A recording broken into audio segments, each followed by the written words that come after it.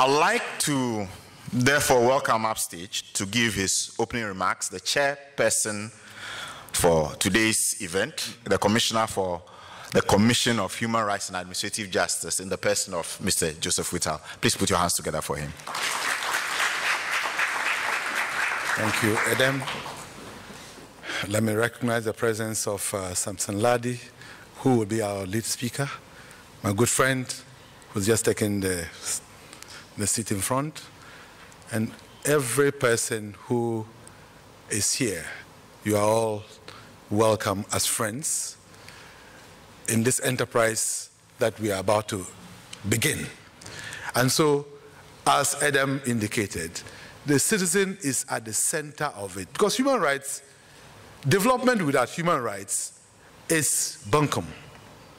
You need to put the citizen or people at the center of development. Then you begin to appreciate the relevance of development. But if you develop only for purposes of grandstanding, I have built this, I have done this, this is what I've done, to what extent has it met the people's rights? In any case, have you employed participatory approaches? In fact, the human rights-based principles. Have the people participated in the decisions that have affected them? To what extent have they informed your decision as to the siting of a school, as to what they want in their community? If we hold our politicians accountable, if we hold our institutions, who are all supposed to be accountable, but because citizens allow them to get away with murder, we will have a situation as has been enumerated here, talking about insecurity. And I'm hoping that at the end of the day, when the discussions come, you will ask the right questions, and we would be able to get a corpus of recommendations that will assist government and other stakeholders. We are not only waiting on the Ayawaso West Wugon Commission to resolve the issues of vigilantism. We have a stake in it. Those of us who have not been invited as witnesses, this is your witness stand.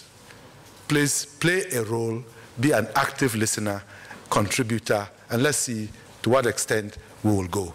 I thank you so much for this opportunity. Thank you. You don't need an introduction. Joy FM is virtually a mogul. There's no Saturday that you would not listen to his voice on Newsfile. He is a host. He's a journalist par excellence. But what is more interesting is that Samson, I know it's relative to me, he's a younger man, but he is come to read law and has taken law to a certain pedestal that some of us appreciate and respect him for that. He is the one who would begin the maiden discussions on leading us into these difficult areas of vigilantism, insecurity, excessive powers of the executive, and of course, the right to information that he's very passionate about personally. And I think at the end of the day, we don't have my time, but I think he would acquit himself. I know that for certain. Thank you so much. Mr. Chairman, the Commissioner of the Commission on Human Rights and Administrative Justice, distinguished invited guests, the convener, members of the media here, distinguished ladies and gentlemen. I'm excited about the mission of the Citizens Movement Against Corruption, CMaC. It is much encouraging that they enjoy the partnership of the Ombudsman and the Anti-Graft Commission for Human Rights and Administrative Justice, CHRAJ. The CDD Ghana, the GACC, among other critical bodies at the forefront of the corruption fight and good governance. It is fair for us to be able to say that we have done fairly well ensuring and enforcing freedom and justice, which is the bedrock of Ghana, especially during our democratic constitutional regimes. I prefer to straight away highlight recent developments on the themes for this inaugural symposium. I presume irrebuttably that you are all somewhat familiar with the history. What is significant, perhaps, is to state that our present constitution is built on sovereignty or ultimate power springing from citizens, and that power exercised by government is donated by citizens and must be exercised in the interest and welfare of citizens. This is found right from the outset in the preamble and Article 1 of the Constitution, whose foundation and purpose at the same time includes principally the realization of freedom, justice, probity, and accountability. I proceed to discuss the three sub-themes under the broad theme, the state of freedom and justice. Insecurity, political thuggery, kidnapping and murders, the police mandate versus citizens' rights, excessive executive influence on other arms of government, the urgent need for constitutional reforms, and the Article 21, 1F, and ensuring a credible RTI law for Ghana's development. Your campaign, Stand Up for Ghana, is most appropriate and urgent, and I assure you of my support in the corruption fight. Ghana's problems have not exactly been wasted years of military coups. Our problems have neither exactly been wrong leadership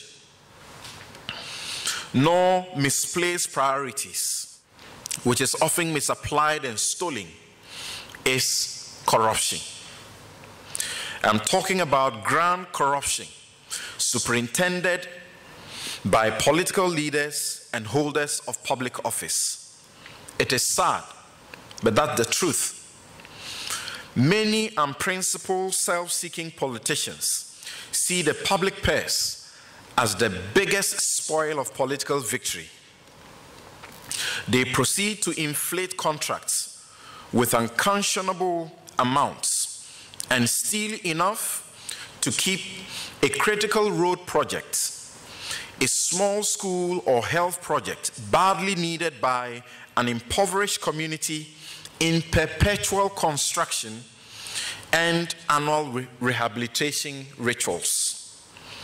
The freedoms guaranteed in the Constitution as expressed especially in the Bill of Rights in Chapter 5 come with responsibilities and a duty and trust upon citizens in Chapter 6 to promote the good name of Ghana, work hard, ensure the well-being of our communities, protect the environment, faithfully honor our tax obligations, and exercise the vigilance required to, quote, protect and preserve public property and expose and combat misuse and waste of public funds and property, unquote.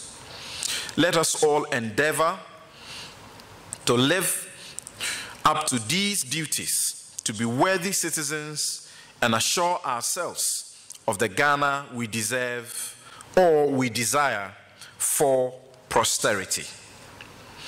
You may be asking, where is the freedom and justice when the Inspector General of Police, IGP, has since May 2018 chosen total insulting silence and inaction over the story by Joy News of the curtailment of a poor man's freedom and injustice that has left him paralyzed after police shot him in the head. Yes, they shot him in the head for no wrong done, and he miraculously survived, even though he wishes death to end his present pain and suffering.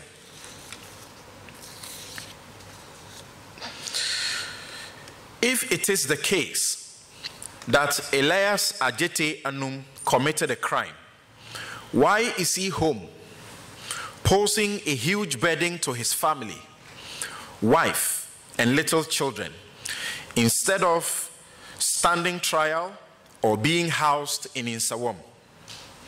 We must do our patriotic duties, even if the state does not allow us the full measure of the freedom and protection and justice that must go hand in hand with the freedom and rights guaranteed. That, I suppose, is how to build a country that gives us the moral authority to demand and assist and insist on the full bouquet of the freedoms and justice we deserve. I have noted that I am highlighting recent events for the present purpose. I do not have the luxury to go searching for incidents dating back many years and associated with particular political regimes for what we are forced often to do to placate politicians. I am talking about the equalization we do for fear of being tagged MPP or NDC. I dare say that is part of our problem, leaving us to skirt around problems often discussed from NDC MPP viewpoints and never getting to solutions. There have been kidnappings, and I must say human rights, human trafficking, and murders that have gained media attention. These have become the basis for a debate as to whether there is insecurity. The killings of caretaker chief in Prampram, Nene Achure Banta III, a pastor of the Assemblies of God Church in Tema, Reverend David Namagdo, a manager of the GPHA, Josephine Asante, Ahmed Hussein Swali of Anasis Undercover Tiger Eye, and Joseph Miguel Ginger, an engineer of the Ghana Water Company, all within the space of a month, were highlighted in December 2018 and early January 2019.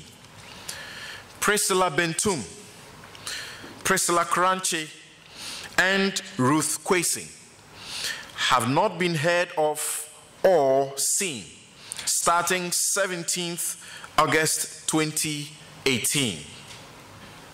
That's 200 days now. Although the Takoradi police is holding a Nigerian, Samuel Wills, as prime suspect. Sadly, the kidnappings and killings remain unresolved, and the masterminds may never be found and made to face justice. These are those that got reported and or made the headlines. The joke of news associated with the yet-to-start trial of a man charged with the murder of the Ebuakwa North MP, Joseph Boachi Dankwa Edu, in 2016 is making it difficult to believe the police got the right killer.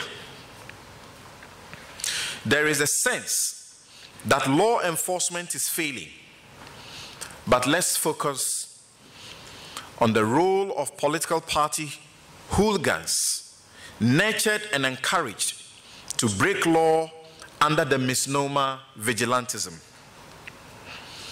Much of my 30 minutes presentation is dedicated to this subject, and I make suggestions, including constitutional and legal changes limited to empowering the police to deal with the canker.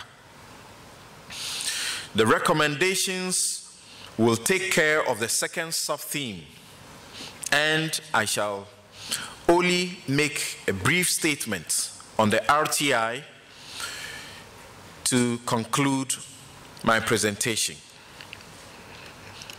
What the country is presently debating and campaigning against is not vigilantism.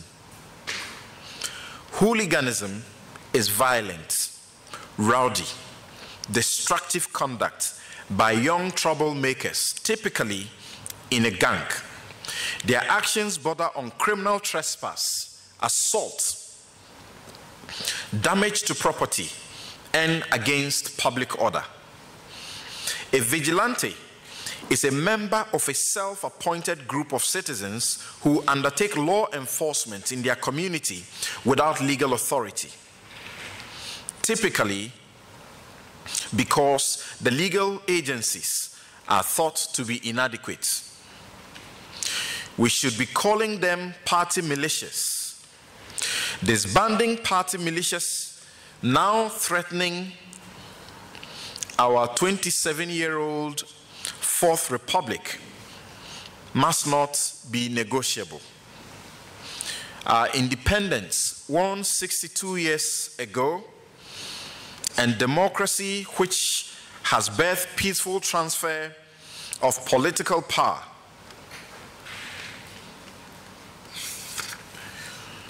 to the envy of many, should never be allowed to be destroyed by any pampered criminal gang. The politicians continue to insult our intelligence, playing the ostrich, or lying about being responsible for these criminal groups. Dr. Kwesi Ening, Director of Academic Affairs at the Kofi Annan Peace Training Center, insists they have become an existential threat. As he reveals, there are about 24 of them, from about 17 before the 2016 elections. The NDC's hawks just shot and killed one of their own, the police tell us. The NDC chairman's leaked tape and testimonies at the Emil Short Commission so far confirm, even to the uninitiated mind, that party militias were largely responsible for the violence at Bawaleshi during the Ayawaso West Wagon by-election held on the 31st of January 2019. They, even at the time, were bold to issue threats to President Nana Akufo-Addo that a situation similar or worse than what transpired in Kumasi, and I'm sure you remember what it is that transpired in Kumasi, assaulting and forcibly removing an officer of state from his office and invading a courtroom to free their members standing trial. This is what they threatened the president will become the norm if they were not giving promised jobs for their roles in ensuring the party's electoral victory. Some party officers have openly admitted these are their members and are proud to tell citizens they provided crucial security protection for officers, and leaders while the party was in opposition, because the state didn't help when they were most vulnerable and in need of security cover. I don't believe and cannot imagine that party or government officers sponsored the criminal thuggery. But their reaction and inaction continue to embolden them and leave me in no doubt they are to blame. I doubt they bother about the image these actions leave on our country, home and abroad. One of my proposals as part of my contribution for getting rid of these hooligans, and I dare party and government officials to adopt this approach if they are sincere about their claims of abhorrence for the clear present and future danger they promote against law-abiding citizens in the long run. I am a lawyer. I lose my license to practice for a year, 2 or 3, or my name is erased completely from the roll of lawyers when I misconduct myself, or I get convicted of a crime bordering on dishonesty. The NDC and NPP have suspended or sacked members, including very prominent ones, for acts they claim brought the name of the party into disrepute. I suppose the names of the parties are not as important as Ghana, because without Ghana, the parties will not exist. In most of these cases, these members only spoke out or condemned some ill or revealed a dirty secret. They did not engage in the shameful criminal acts of hooliganism and vandalism. Discipline these lawless members by yourselves and see if you will not embolden police and other relevant state actors to strictly enforce the law when they misbehave. A person with a record of any association with any of these militias must be disqualified from public office. Members of these militia must be disqualified from employment not only into state security agencies, but any form of employment. Dear law-abiding patriotic citizen, the politicians have demonstrated over the years that they cannot be trusted to nip this dangerously ugly subculture in the bud, unless we insist by various means, including outright united condemnations, petitions, lawful demonstrations, and by making this issue one to determine how we vote in 2020. These two must not be eligible to chair the council, and it must be constituted along the lines of the board of the office of the special prosecutor. Kenya is an example worthy emulating. Its 2010 constitution provides in Article 245 non-renewable 4-year tenure and functional independence of for the IGP. Cabinet can only give direction in a matter of policy, and such direction must be in writing.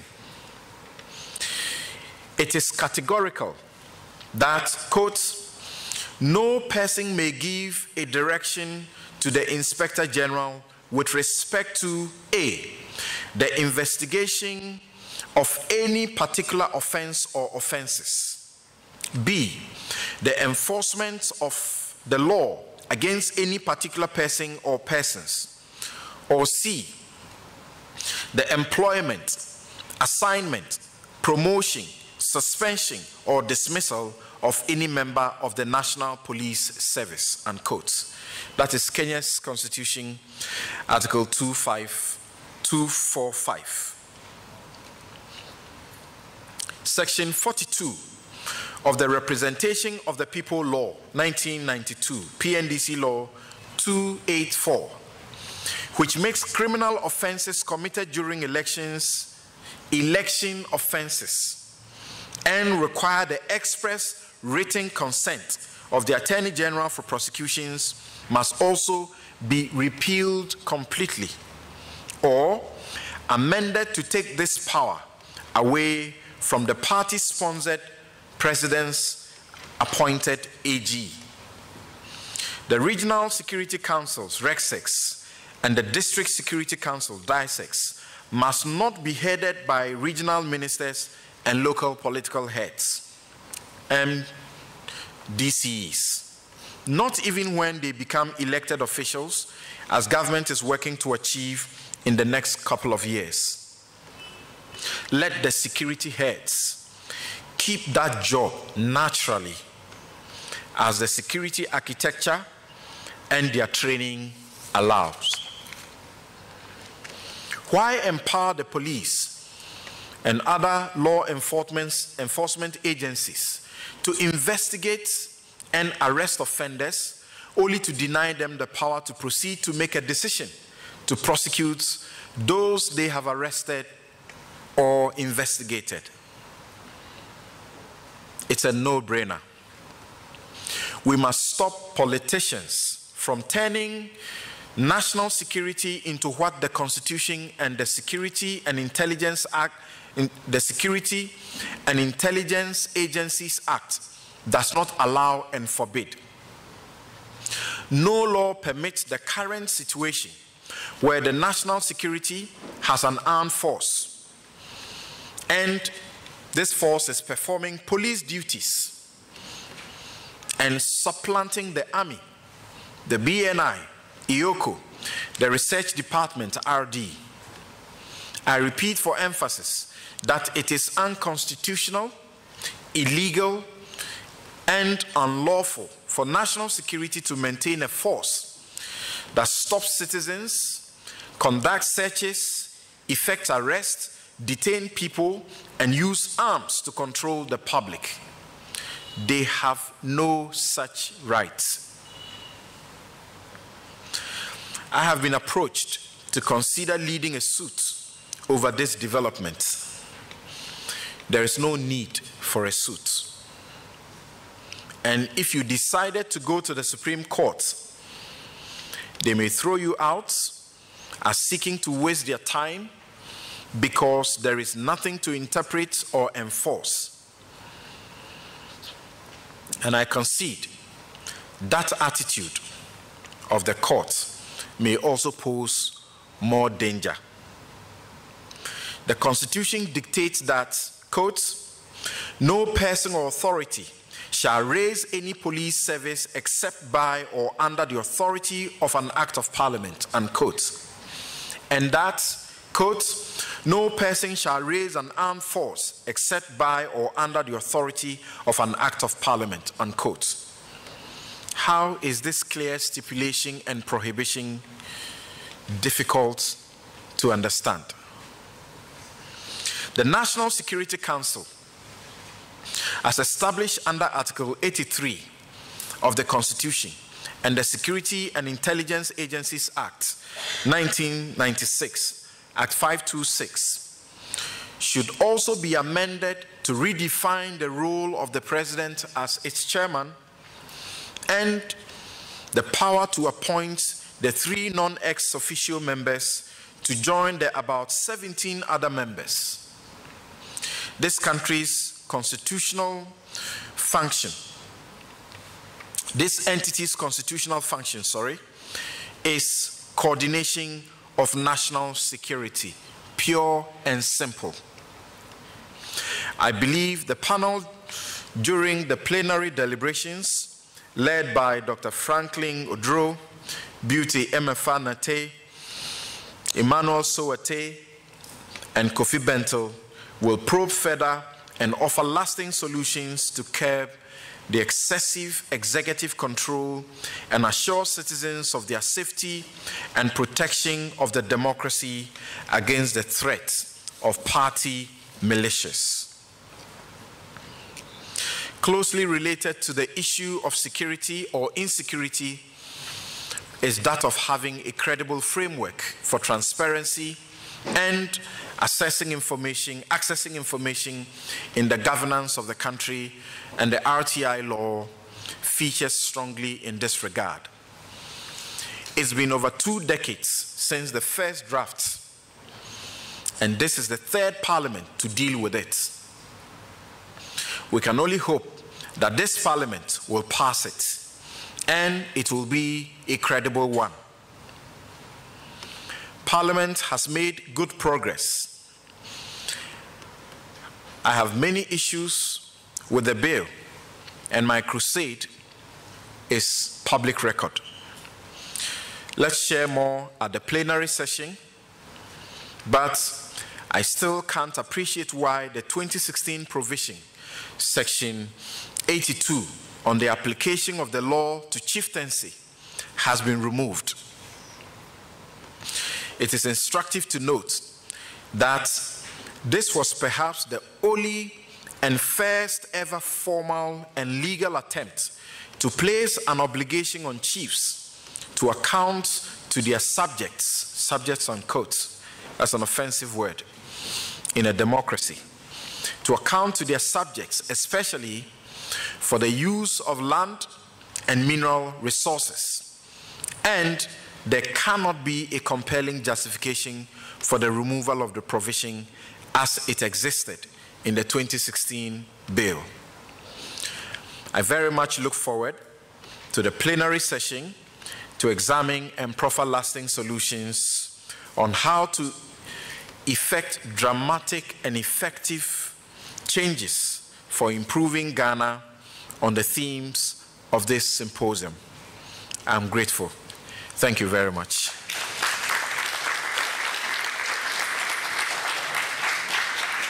I think we have to blame both the two parties for their actions and inactions of where we are today.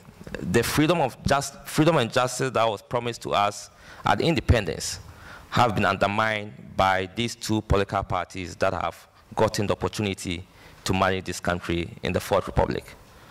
They understand the game, they know what they are doing, and they have also deliberately, in my view, undermined institutions of the state, including the security agencies and even the independent governance institutions. Why would you deliberately underfund these institutions? Why do you know that Ghana abounds with intellectuals, and yet only one person after retirement can be given extension upon post-retirement extension to head the security agency? Why should that happen? Does it mean that only one person can manage this institution? And this is not only limited to one government, one party. It's a game that the two parties are playing. And therefore, if we want to stop these guys, it comes back to us, we the citizens. And I like what Adam said in his opening remarks. You know, where are the students' fronts?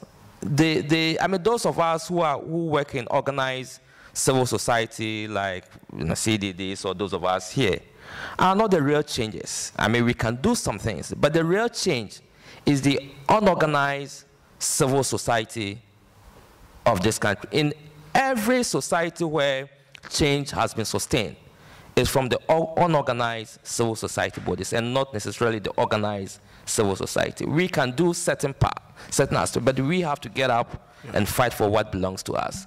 And I think that until we go back to those good times, I'm sure I was young by then, but the students' movement that hit the street, the trade unions, the professional bodies that really demanded for change, including the return to constitutional rule in '92, until we go back to engage them or for them to engage the state, I think we will have very limited chances of reforming the institutions of state, yes, and getting to the point that we want to get to. Thank you. So I think I'll come back to, sorry, and just on that, I just want to say that I think this symposium and this journey that we've begun, we need to engage beyond the organized organization and try to mobilize students and society to engage. Thanks. Your final submission reminds me of Commissioner Whittle's comment that we have a stake in this. So if anybody is supposed to act, we can't leave this to the commissions that have been set up by the government to do more, and that we have much more responsibility to do this. At this point, I'd like Beauty to engage on these issues a little. If indeed we know that information is power, then it's actually suggests why we have the difficulty or challenge of politicians or government passing the Right to Information Bill. Because clearly what it suggests is that once that bill is passed into law, then it stands to gain that they are sharing information with us. And as you and I know, when it talks about transparency, transparency brings everything to light. Unfortunately, our politicians do not intend for citizens to know what is happening in government. And for all these 2 decades that we are talking about, it is not about one party or the other. We have seen the 2 parties, big parties come and go out of power, still paying lip service to the right to information. And we have always seen media intercepting information day in, day out. Yet, our politicians or our government say they are transparent. How transparent can you be when you are not ready to disclose information, which is one thing that bothers my mind every day when we talk about the right to information. Another principle is about respect for public interest. Are we talking about the interests of the citizens, or we are talking about the interests of the politicians? That is also another question we need to answer.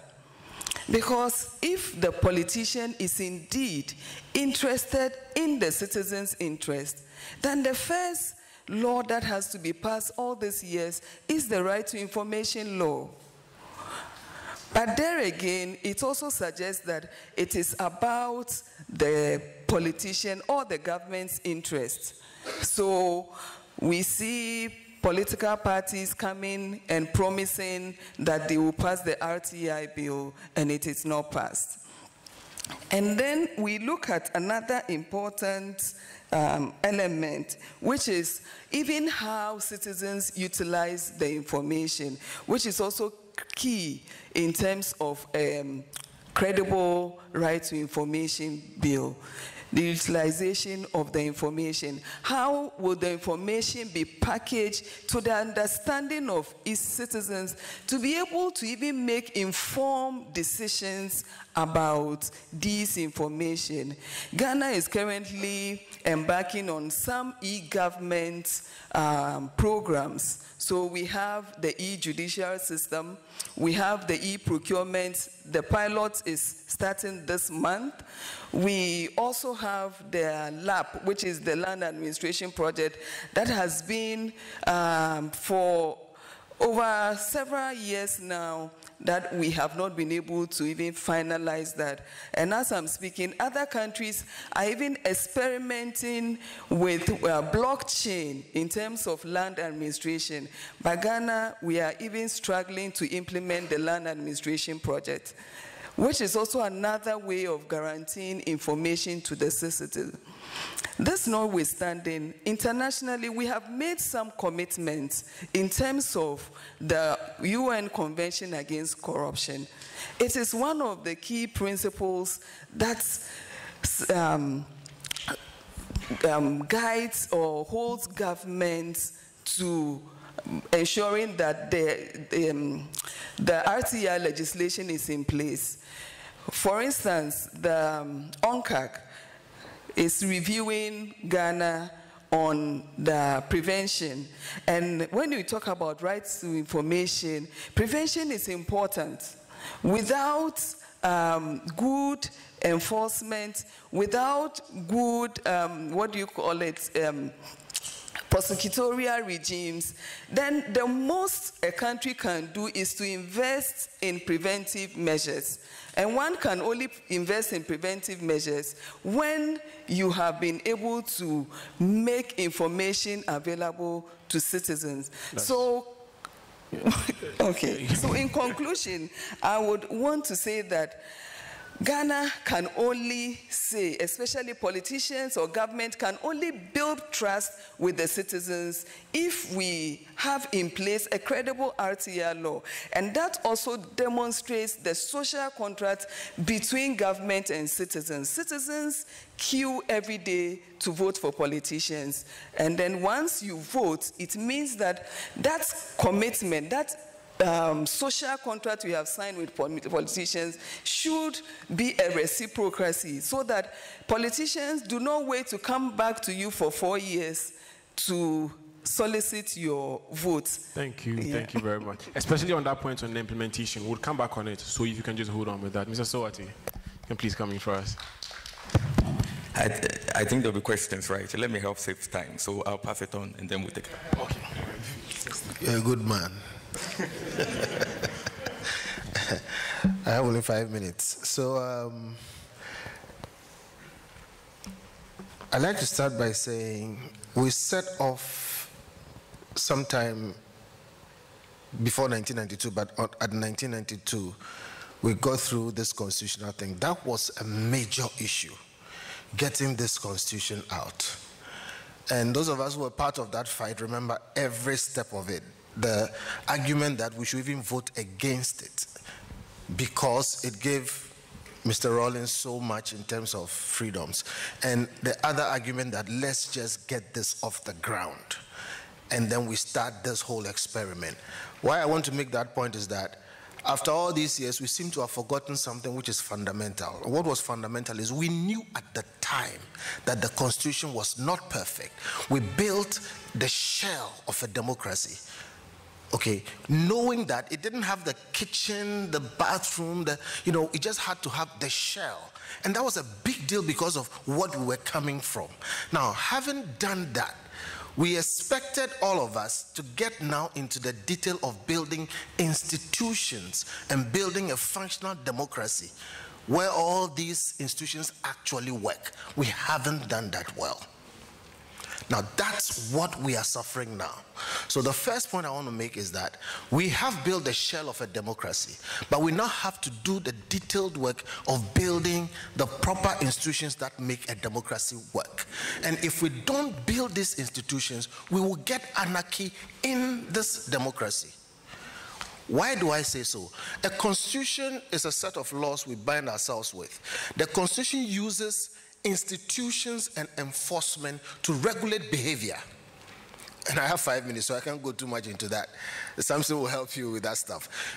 The Constitution says you can do this institution can do that, the police can do this, cannot do that, to regulate behavior.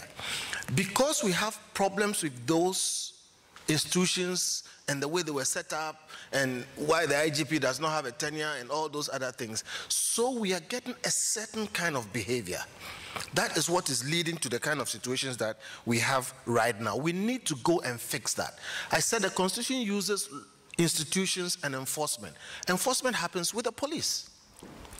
The institution is the police. So if the institution is defective in a sense, in terms of its structure, then enforcement will be defective. If that is defective, a certain kind of behavior will emerge, vigilantism. How do you deal with that? Another institution called Parliament. And again, let me tell you a small history is necessary. So we have a Parliament which is defective. I say this publicly because when we finish this RTI law, the first thing we should do is get down to reforming Parliament. And I say so. We have 275 members of Parliament. We pay them very good money. Most of the time, most of them don't go to work. I say this publicly. At any sitting, about 80% of the time, more than half of them are not at work.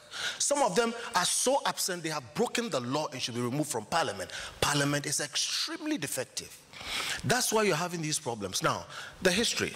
There was a time when our Parliament refused a budget. The executive presents a budget. The job of Parliament is to scrutinize and be a check on the executive. And they said, no, we don't like this budget. Take it back. Come back with something we like. And that was a big problem. Because of that, in fashioning this constitution, we said, we don't want that to happen again. So the president should get 50% of his ministers from parliament so that there will be this kind of, I don't know what they call it. That is anomalous in itself. The whole essence of parliament is the separation of powers. It's supposed to be so independent, it serves as a check on the executive. So by looking at that history, what happened was good. And we should be encouraging that.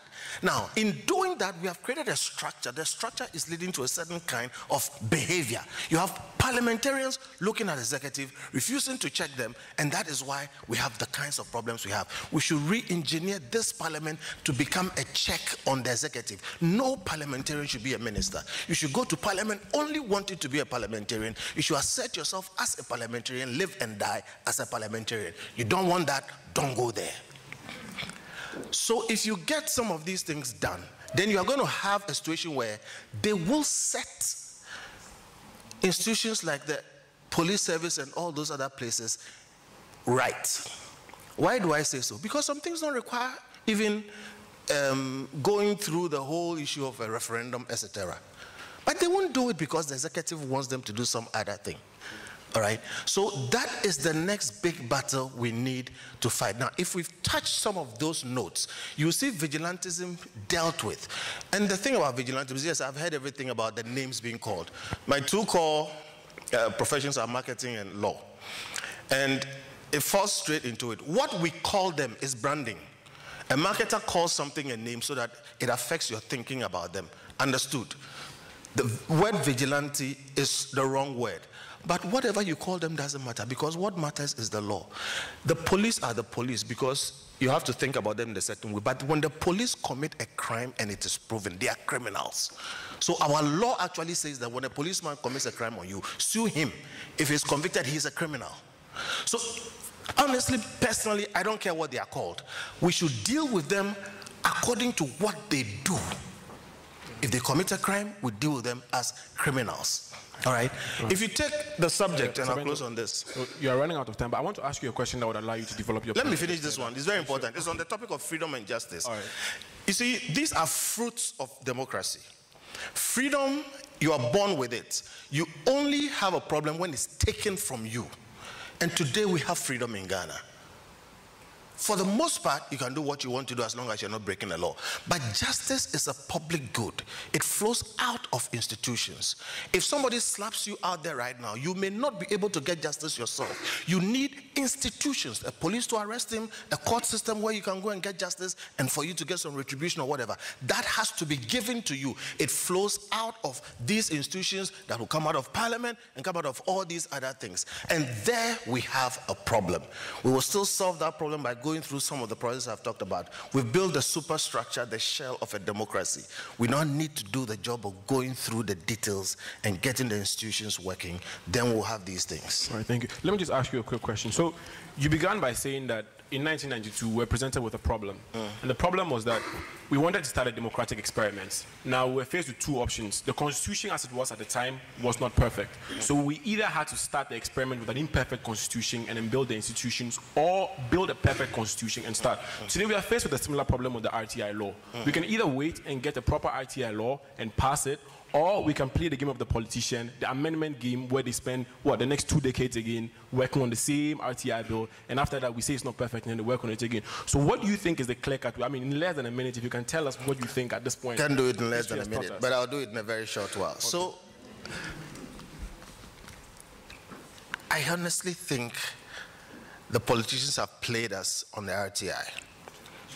And I think we should use a different approach. Let me tell you what the approach is. RTI is constitutionally guaranteed. That's why I went to court with my colleagues and we emphasize that so you can get it. The civil society, coalition is saying, well, not everybody can go to court. That's where the trick is. We are going to get an RTI law which is imperfect and is less than what the Constitution gives us. I have a problem with that. There's a lot of effort that has gone into this, but let me tell you what we can do, and Digifty and everybody. So I and my colleagues have started what we call the Center for Public Interest Advocacy. What we want to do is simply this. If anybody wants any information from anywhere, come and let's apply for it.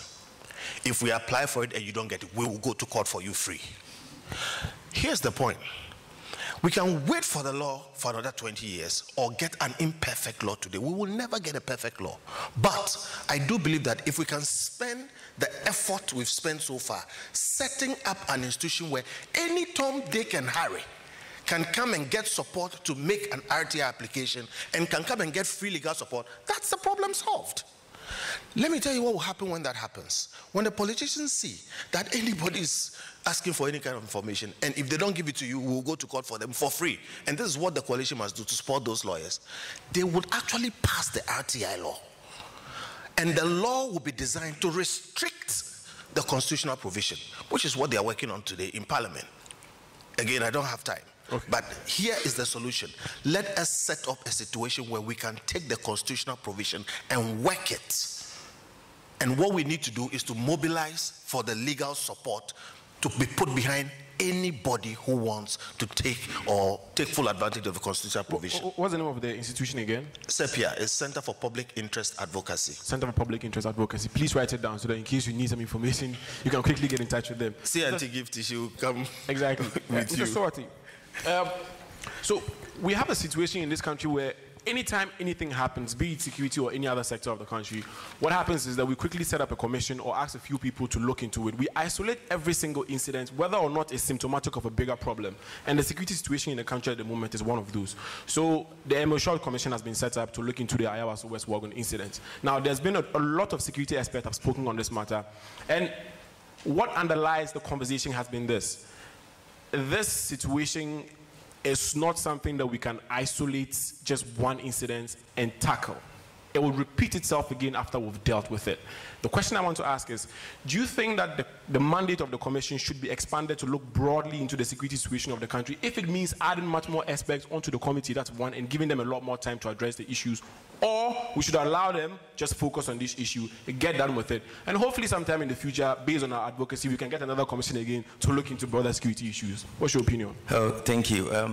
Let me just set a historical antecedent to the security sector reform by a particular story. And for me, this story tells a lot, straddling the issue of individual agency and individual drive to reform the security sector to what collectives could do. In 1979, I was young, 9 or 10 years. But I remember quite vividly a story that someone told me. There was this CHRAJ driver who was flying Accra, Aplau. He had written on his car, "Ghana is hard," typical Ghanaian English. And then the military checkpoint, BCP, vehicle checkpoint, got this driver, and then they beat him properly. Ghanaian parlance, they beat him well. And was told to erase that inscription. So he went to write, "Ghana is," and then he left the part. And then when he got there, the military guys could remember him, so they beat him again and told him to clean what he had told him. And then, he was well beaten that when he saw his photograph, he didn't know it was himself.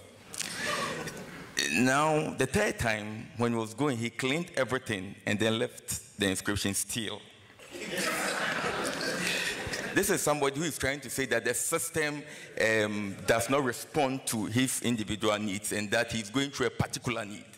But the security sector didn't create the room for him to contest. And so the only way he could contest was through his writing. And even so, it came at a cost. Why am I laying this background? That you see, when it comes to the security sector, in particularly the oversight responsibilities played from Parliament, media, and then you can add AGA, Auditor General, particularly for civil sector of society, it has not come at a cost. It's come at painstaking costs that individuals had to go through. And so the very fact that we are sitting here discussing this particular issue shouldn't be taken for granted. Their predecessors who had actually pushed the confines. And when you read the 1948 riot, you realize that the intelligence community was actually taken by surprise. And so when you read the report, it outlined in quite detailed way how the security sector has to be evolved and shaped. But the thinking behind then was just for the colonial authorities. And then you have the 51 Young report. After 51 Young report, 72, you have the Tibiru report. Tibiru started in December 71, presented to Buzia, but of course, Achampong kicked it out by February, so Tibiru didn't have any impact. And then in 79, you had Huppenbauer. Huppenbauer, at the time of Huppenbauer, he was a lieutenant colonel. The IGP was Theo Lamte. Theo Lamte is still alive. He's about 88. I've been speaking to him.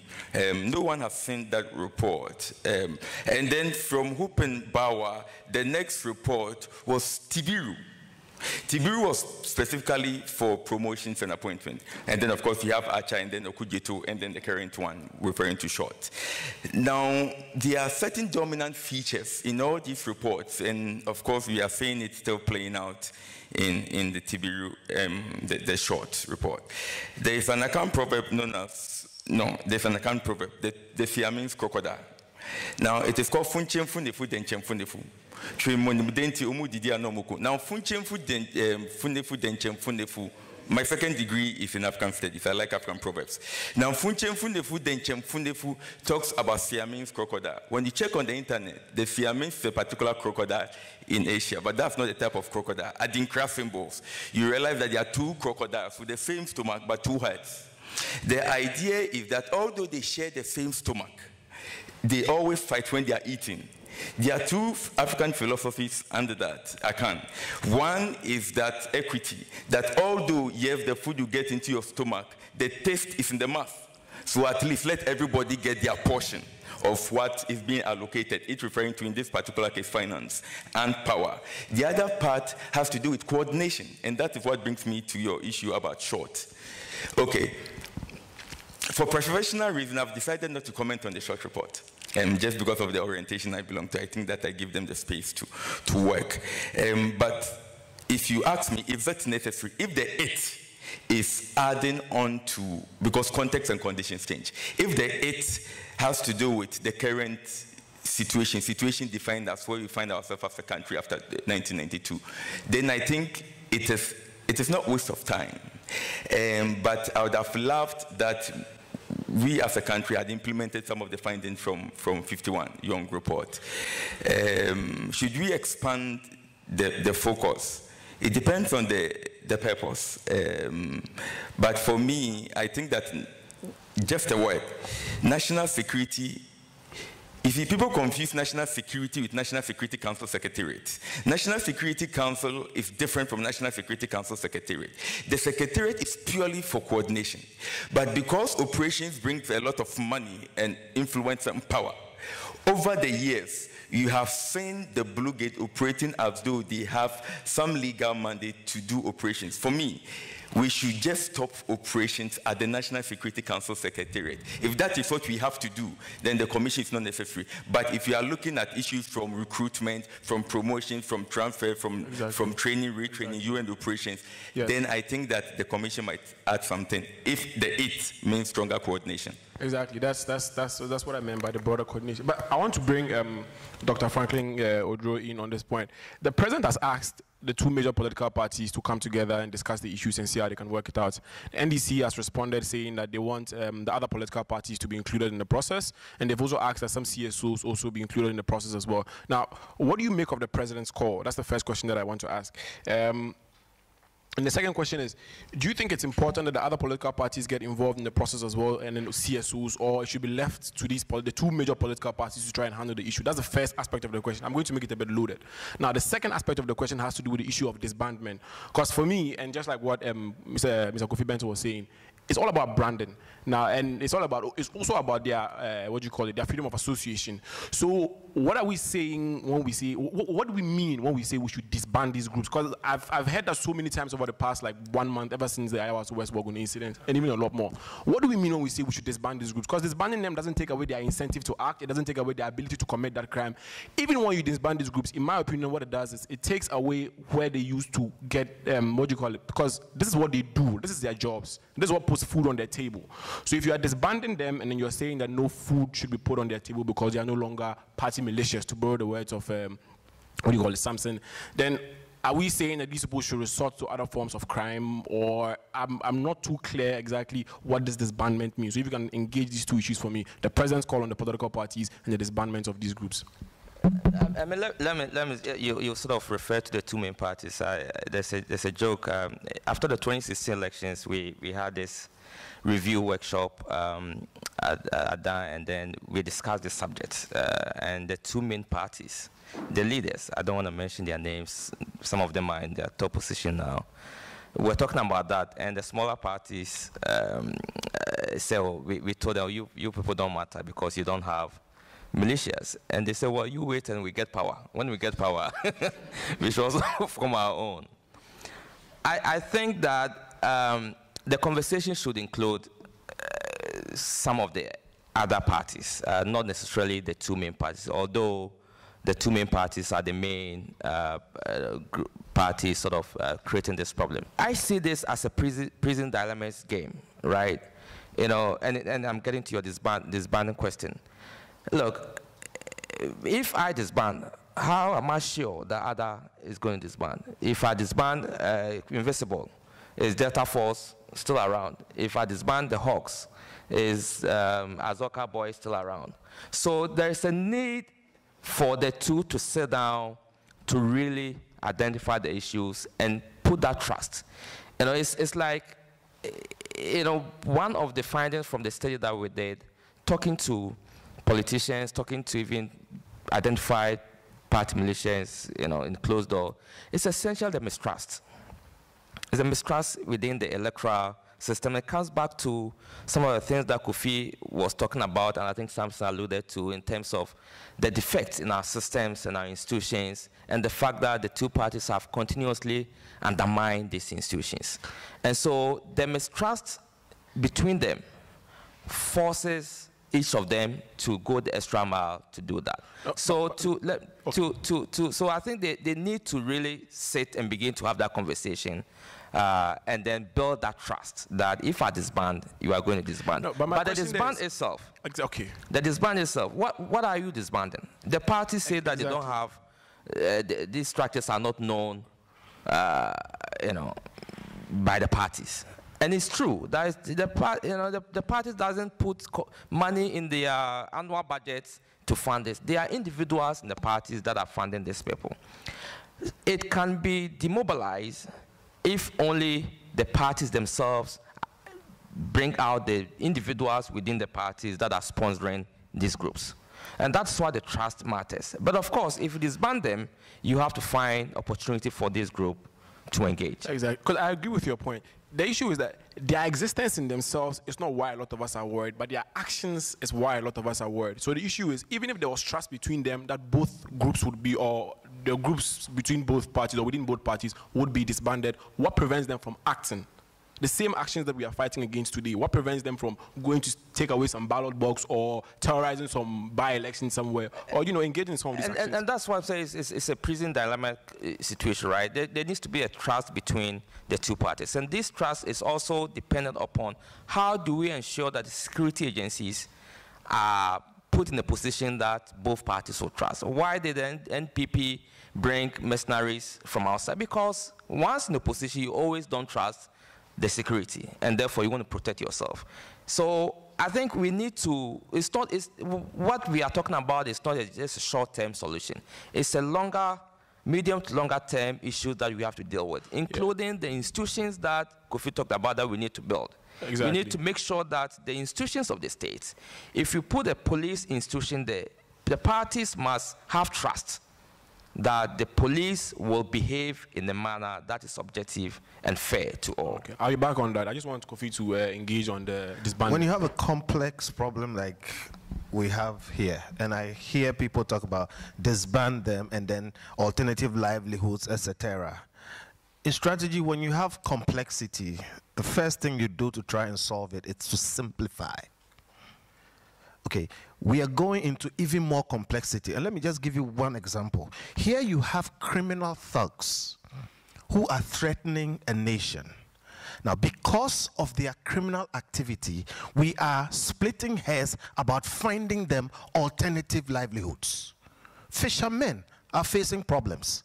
We are not talking about giving them alternative livelihoods. So tomorrow they'll become criminals, so we can find them alternative livelihoods. So we should forget about that. Now let me strike it. I don't think the short commission, and it's interesting, Mr. Sowate talked about all those commissions. I don't think it would come to anything. Not because it's not useful. It's God sent, and I thank God for it. It opens the wounds, but it doesn't cure it. The cure, honestly, in my mind, is what I talked about, but we don't have time to disaggregate that. So I'll give you the end of it. And the end is elegantly simple. And Mr. Sowate talked about it. Again, because I don't have time, I'll just put it simple. Watch if something else happens. It's two things. One, stop all national security operations. All. That simplifies. You know why? I said something on Samson's program. When you have these gray area forces wearing all kinds of attire, marked in all kinds of ways, how do you tell who is a real proper force or not? But you should get to the point, and I'm saying Short's commission and whoever will come to naught until we come to this simple solution. One, every operation should either be police or military, period. A clear command structure, period. The national security system is for intelligence. It's not for operations. It's for doing the thinking. Every operation by law has to happen through the police. And if it's of a military nature, has to happen through the military. Zero space for them acting on themselves. Then you come to the point of disbandment. You cannot disband. It is a constitutional right to association.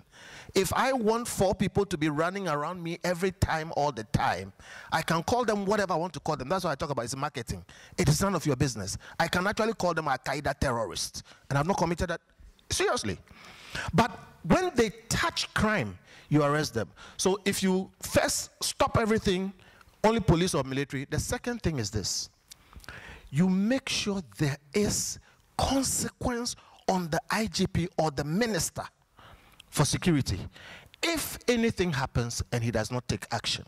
Now, in case of the IGP, it's really difficult to touch him, and I'm thinking about Parliament, okay? But with sufficient moral suasion, the president can touch him. However, I can see how Parliament can come into this. In this, our constitution, there is the power of censure. And what I think we can do now will be for us all to agree that if the police fail to do their duty, the minister of security or whatever it's called will face censure and will have to lose his job. And if he doesn't, we will all rail against the executive.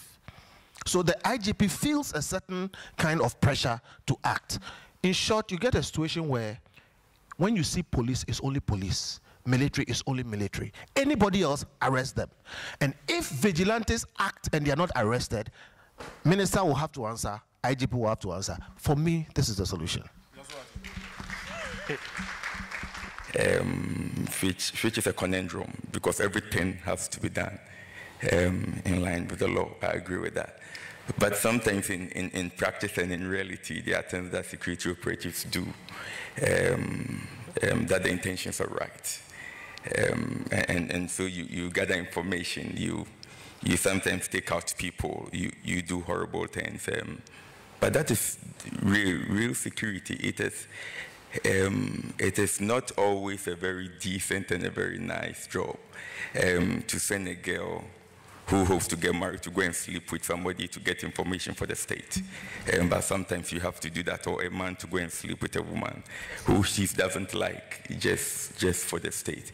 And so there are different levels that you are faced with: individual issue of morality, you are faced with issues of law, the confines of the law, you are faced with international best practices, but at the same time you want to protect your people. And so when it comes to security, it's difficult. It's repeating myself. It can be dirty in certain areas, very dirty. Yes. Oh, no, to help. Okay. I am agreeing with you, but there's something that I think we should clarify. There's a difference between covert operations and what spies do. CIA exists. but there is the FBI. The CIA by law cannot be acting on American soil, but they act on American soil. But it's all covert. So intelligence and covert stuff, all the stuff you're talking about, we don't see, we don't want to see. But the stuff I thought we that see, it was important that we control that, because you see, my fear is that but if we civilians should not see that. no, if their representatives can see that, I think it should be encouraged. So, for example, if Parliament, Select Committee on Defense and Interior. Yes, that's not civilians. They Okay. You are talking about ordinary people. Yeah. But I also believe that beyond that, that's the school of thought I'm oriented towards. I think that if it is possible for individuals, for example, to have information, you are interrogating someone, and the person is like you are able to get information on, for example, waterboarding. That's an individual having the chance to see a covert operation. I think that under those circumstances, when the individual is part of the oversight mechanism, I think that for me it is good. But I'm saying that when it comes to protecting states, it can be very dirty. It's not, it can be true. It can be very, very dirty in certain areas. And I've been there before. You see, it can be very, very dirty. But at the same time, I also believe that the old school, where people think that oversight is like prying into an area that nobody should, I detest that. But developing that balance between, for example, oversight from media society, media organizations, civil society, and the security agencies, those tensions are going to be there ad infinitum. But the good news is that at least let's respect each other. That I'm doing my job, you have to do your job. We are not enemies. All right. We are not enemies. Look for information about, for example, how much money do we use as a country for the CIS match? You ask, have you seen it anywhere in any budget? Okay, but I get your point, and it rings very strongly on the limits of transparency itself, and I'll bring Beauty in to engage on that and how the RTI law can help us on that. But just before then, I'd want to know the thoughts of the audience. So, to corroborate what he said, you see, for example, Ministry of Education, you have the district office, and then you have the schools. Okay, and you have the offices. Now, the offices are supposed to do, for example, like supervision, coordination. That's the offices. And then you have the schools, admitting students, they have the classrooms, they teach. Now, when those in the offices also start building schools, also start employing teachers, also start buying textbooks, also at the same time, then there's confusion. First, they are duplicating. So the issue is that because if you're in the Ghanaian parlance, watch into your soup. You understand? Don't go and do things that others are doing just because you want to have control, i.e. financial control and political influence. So the question is this: do you think that the overt activities of the national security operations should be halted, and that all of these overt operations should be headed by just the military and the police? So you agree? So that's what I'm saying. Those who agree should show by hand. That was the. Well, I mean, it's. I think it's everybody here, quite unanimous. But anybody who disagrees, I want a dissenting view. Can you speak to the? You. Thank you. I want to just share in terms of the Ayawaso West Wogon. In fact, I witnessed the team. I mean, let's call it the state-sponsored patrol team that went around, because I happened to be in the area that morning. And my first reaction was, am I in Ghana? Because I never expected to see anything like that in Ghana. That was my first reaction. And also looking at the kind of, what they were wearing and their appearance, put some fear in me. And I was wondering, did I really wake up on the right side of my bed or not? So I do agree that it's important we address this problem and address it permanently. And I feel that IAWASO has presented us a good opportunity as Ghanaians to acknowledge that whatever we think happens in the neighboring countries can also happen in Ghana. Now, talking about issues of transparency and information, when you look at supply side accountability, it's always a challenge. And that's why we always push for demand side accountability, because we realize that until citizens demand, politicians do not give us what we want, they give us what we demand for. So it is important for citizens to demand that. And even looking at the RTI bill currently, there are some aspects of it that suggest that in terms of information around security, the exempt clauses. Yes. So in terms of those exempt clauses, it means issues like this, we may not be able to have opportunity to even interrogate them. Because until the issues were highlighted,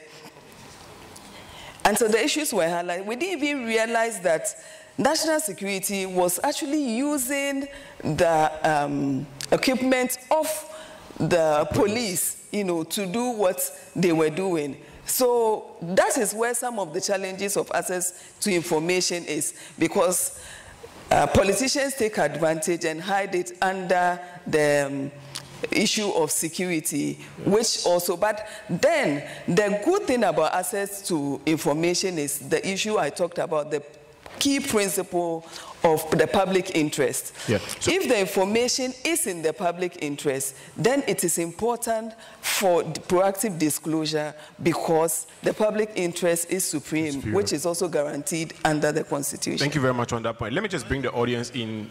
Yeah, I want to clarify a point on the right to information. But yeah, just before that, very quickly, any questions or contributions from the audience? Something to be reacted to by... Exactly. So we have 3 hands up here. So I'll start with you. My name is Ruben Kofi Beriasie Owusu from University of Ghana. I would want to give a suggestion. Yeah, with regards to all the points that they are raising, like the executives are having excess power, and what has made them so. I'll refer to what Niccolo Machiavelli said in his book on the discourses of Levi. He said that the leaders that we choose, we should see them as a mere agent of the laws that we implement. They are to enforce it. But what does the Constitution say about that? It has given them some kind of power, which has made them do things that they think that is right. And we as citizens, Philip Obioma Chinedu Ume would call us ambassadors of poverty. Why? Because our actions and inactions has given the politicians that opportunity to implement policies and laws that would affect the citizens in terms of our freedoms and our human rights. So if these things are supposed to be solved, then we should have a real look at the Constitution that defines the power of these politicians, and that would be a better way forward. Thank you. And that's the reason why we're sitting here today, so that the point has been made very clear that the root of all this evil is our Constitution, because the Constitution defines how we have constituted ourselves.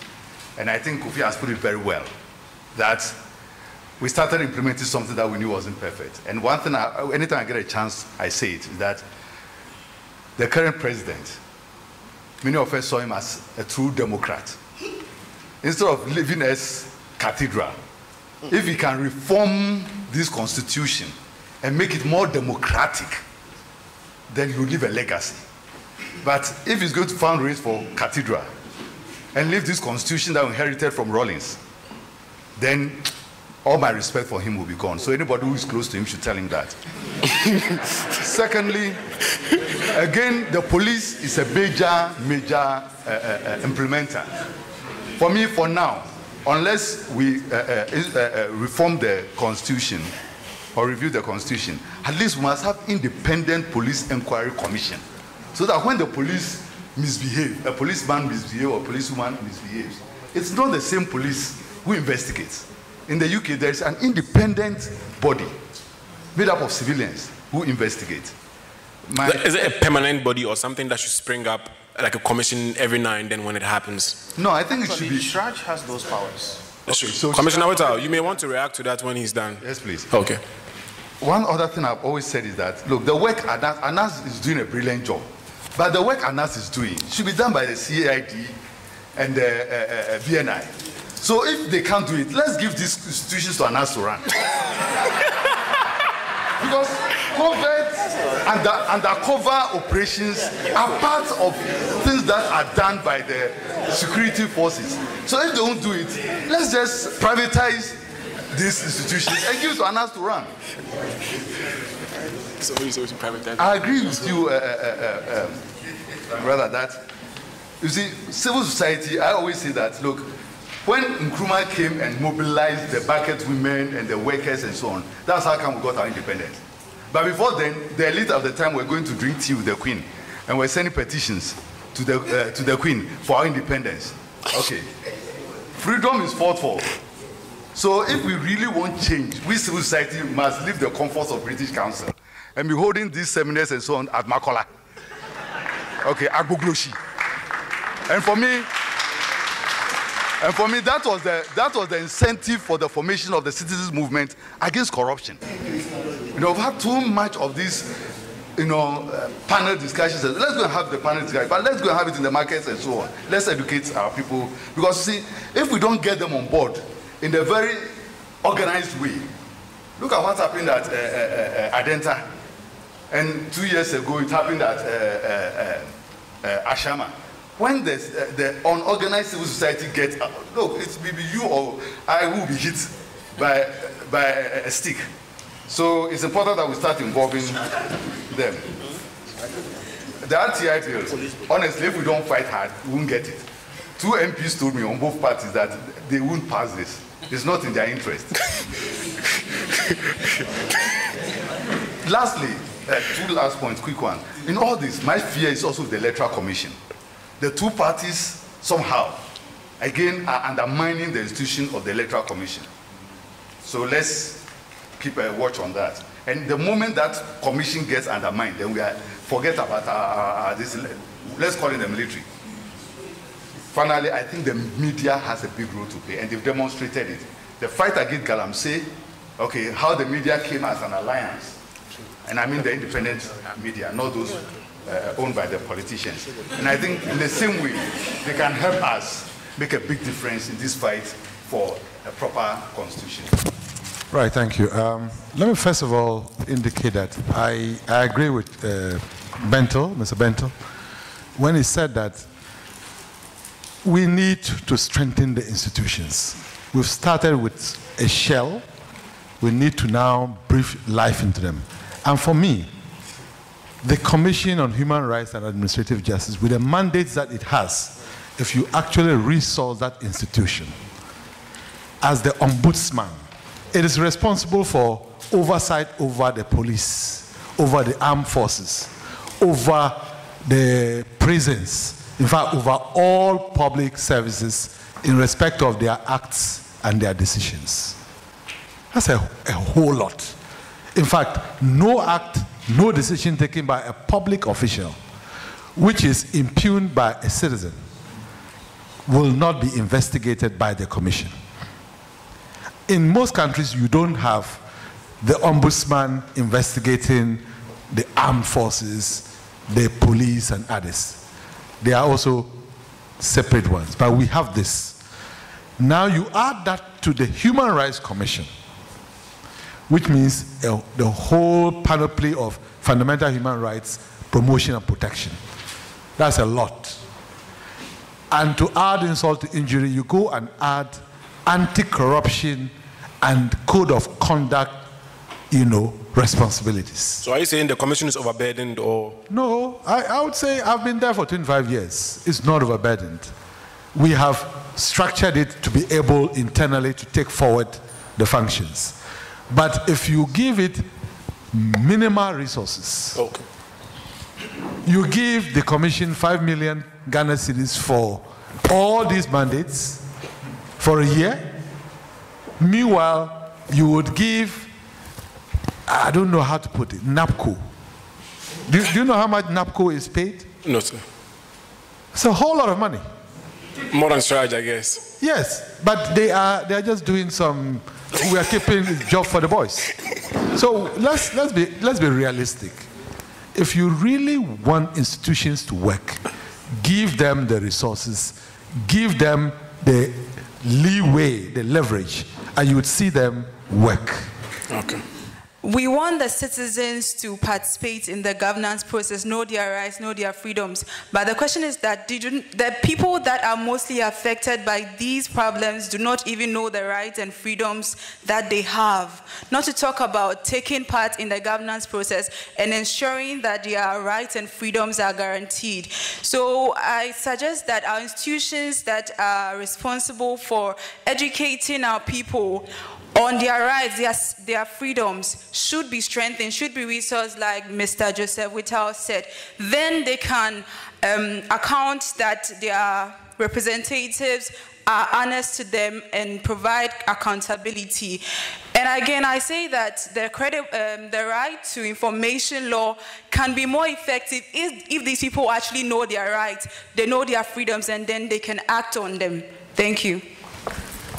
Well, a very good evening to us all. My name is David Kwe from the University of Ghana. Now, listening to Mr. Kofi Bentel, he talked about the fact that there's a defective parliament because MPs serve as ministers. Now, when we look at some countries in the West, they practice this same style of governance, but their MPs are able to stand on grounds to ensure that the right things are done. So my question is that whilst we want to talk about the fact that there's a need for MPs to do their job as MPs, and ministers should also be separated from that, are we not failing ourselves, as particularly the MPs themselves? Are they not failing us as the role that they've been given to act as a supervisory role on the executive? Is it not an issue of them failing to realize why they've been voted into that office as MPs? Or is a matter of us just looking at separating their duties from as an MP or as a minister? Thank you. Is our former president, His Excellency John Dramani Mahama, not right to expose the videos of the violence to the diplomats community, since there is a legal maxim that goes by justice delayed is justice denied? Touched on a few of those already. Some clear-cut proposals that we can use as action points moving forward. Just briefly, in less than a minute and a half. So I'll just take it from the question. I've forgotten your name. David, are MPs not failing? In other places, MPs are ministers. All true, but if you go a bit below the surface, you see very different structures. The UK, for instance, doesn't have a constitution. Largely conventions. Now, it's developed over centuries. And technically speaking, they don't even elect the prime minister. The party elects. Theresa May was picked and put there. What I want to say is that it's a very, very complex system. So if we wanted that, or if we wanted to go that way, maybe we should. But they have formed something that works for them. One of the things I said was that structure regulates behavior. Our MPs are acting the way they are acting because there's a certain structure that forces them to do that. When Mr. Whittle talked about his lack of resourcing, I have two things to say about that. One, resourcefulness is more important than resources. So what I have to say to the institutions in this country, too many times they ask for resources. And really, even if you give them everything, you will still not see much improvement in their output. However, it is true that they are also not given the resources. Now, why is that so? Because they can have a certain effect on the executive, which has to give them the resource. That is the single most important function of parliament. If you had a parliament of parliamentarians parliamentarians who had zero chance of becoming ministers, and their only way to assert themselves would be in parliament, then they would look at the budget for the year and say, this budget, we will not pass it because you are giving so much money to NAPCO and too little to CHRAJ. And so it won't pass. That is what happened in the history I told you, and now in the wisdom of our leaders, they've chosen to kill it. That's what we need to go back to. So if you ask me what the answer should be, again, because of the time, I couldn't go through all of it. One, we need to force Parliament to do those things that it can do without constitutional reviews. I think the police system can be changed without a referendum. Right? But now, what we need to do is to go down to put every effort we have on reforming Parliament to change that structure which leads to this behavior. And the single most important thing we can do to fix the checks and balances is to make sure no parliamentarian can become a minister. You go there, you stay there, you do your work as a parliamentarian. And if you're not active, we just kick you out according to the existing law. Very quickly, 1 minute. On 1 minute on what? Oh, the questions, any of them that you want to react to? You see, Jakpatabe devi menya eku. Who understand that? Jakpatabe devi menya eku. You understand that? No. When you finish, talk to them. 2 hands up there for sake of time. Jakpata is a type of snake. You talk to them. There are 2 guys behind there. Now, when it comes to reforming the security sector, it is context specific, and it is a never-ending affair. It's always going on. Security sector reform always goes on, and so we shouldn't be shocked when our grandchildren will say, if the law tarries, still sit here. I was going to add this colonial edifice, but it's okay. We'll still sit here and discuss issues of reform. How do we tackle vigilantism? I think that we don't have time for that. But generally, I think that for me, the silver bullet lies in the long term. If the ordinary voter votes against people even perceived to be associated with vigilantism, politicians are smart people. They are very smart. I think that they will change with speed. You know, Usain Bolt type of speed. For lack of time, let me keep quiet. Thank you very much. Indeed, with the passage of the RTI bill, we are very mindful of the challenges we've had over the 2 decades, and we have been informed and guided by those challenges, because you can't expect to have a different result when you are using the same approach. And that's why we've been able to mobilize and empower a media coalition that is also championing the fight for the passage of the RTI bill. And I must say that it is all these actors, even including Mr. Kofi Bentil, we have so many faces out there championing the fight for the passage of the bill. And I would also want to challenge, especially our young people, to participate in these processes, because when laws are passed, you or the youth will be at the receiving end of it with time. So it is important to be interested. In fact, I was disheartened when I went to Legon to talk about these issues, and an auditorium filled with students, it was only 2 people who know about the campaign or the issue about the right to information.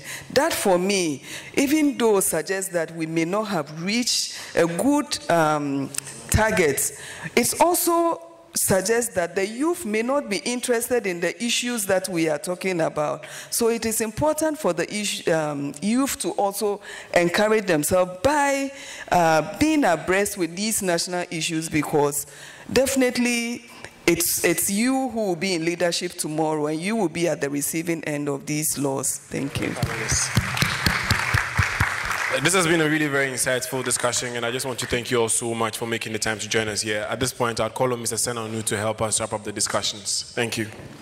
I was hoping that Dr. Anand would say something here, but he didn't. So maybe the next platform, he's hiding. All right. So, Linda, please join me upstage.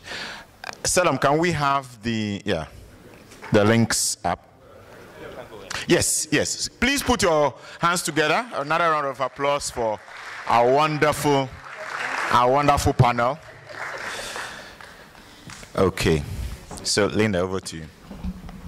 Thank you very much, and it's been a wonderful discussion. The presentation by Samson has been great as usual. I think it deserves another hand of applause, and all the discussants have been very excellent as well. We are grateful. Anytime we meet such big people, we learn a lot from you, and I'm happy about the political science students who are here. During our days, I don't think I could have asked the questions you asked. I think you are doing very well as well. And as for Tony Degui, the next one will happen at actually Malata or Agbubloshi. We will not be here again. We needed to leave the comfort. I have a very simple task this evening, and I've been asked by CMaC, of which the Ghana Integrity Initiative is a member, to launch the signature campaign. So I'll read something small because we are very late, so we can actually launch it as well. Okay. So as part of the Stand Up for Ghana campaign being initiated by CMaC, the Citizens Movement Against Corruption, and its members, in collaboration with CHRAJ and other partners, and specifically with reference to two issues.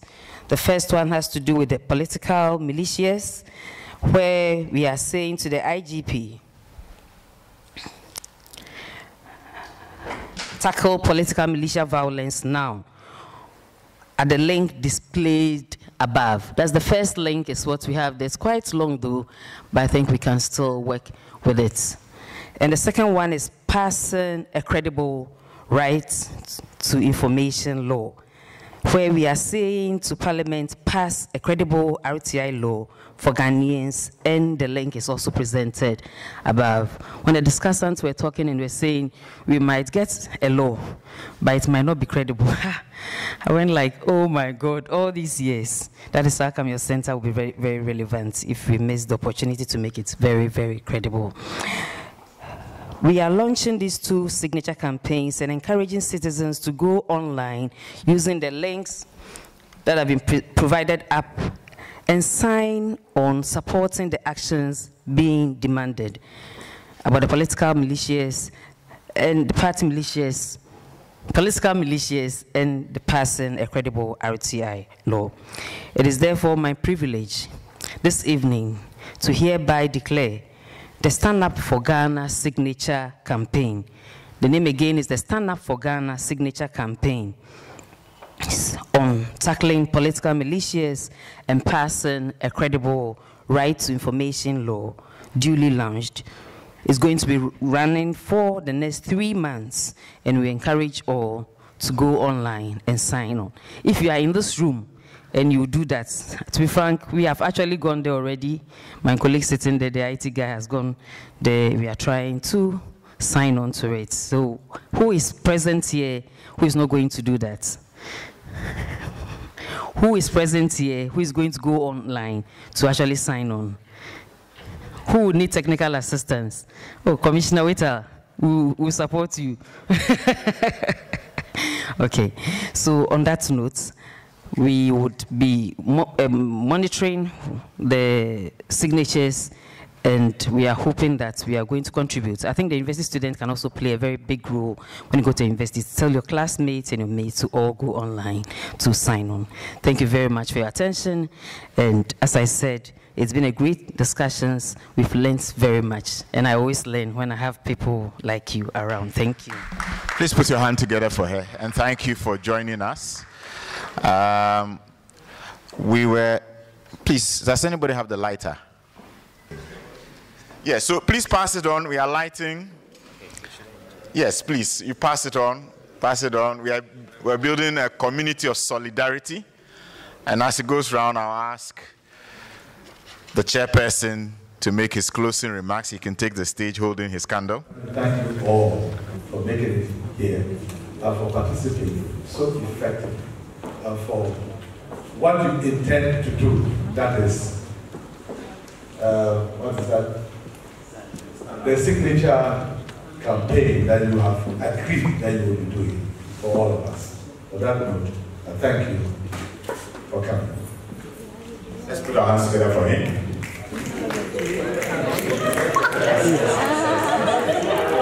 We light our candles this evening as a way of showing the intensity of our thoughts and feelings on the issues that we have discussed. It is said that the cost of a thriving democracy is eternal vigilance by the citizenry. And so this evening as citizens, we light our candles to symbolize the fact that we shall remain eternal vigilant. We light our candles to symbolize that even in the seemingly dark patches of our nation's history, there have been and there will always be men and women to provide light, and we are determined to be those light bearers. Candles bend but do not break, and when bent, candles can be straightened up again. So we hold aloft these candles to show that we will withstand all the ills of our society and continue to speak up and stand up, working for change and fighting for the rights of all citizens. Lighted candles give warmth, and we also continue to warm and to encourage others who are disillusioned, skeptical, cynical, and who think that nothing will change. But we'll continue to mobilize them and to act in the best interest of all, indeed in the supreme interest of Ghana. So help us God. God bless our homeland, Ghana.